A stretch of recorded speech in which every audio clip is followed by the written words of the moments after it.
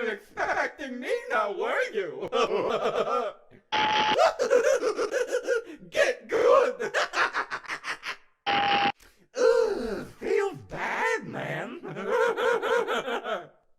Hey, don't blame me. You're the one who didn't stand by when I asked you to politely. Maybe try harder next time. I'm sorry, I can't help but laugh at your stupidity. Ooh, yikes, that one was worse than listening to people debate my gender. I bet you're expecting some sort of, quirky Smash World reference. Well, here's one for you. That was terrible.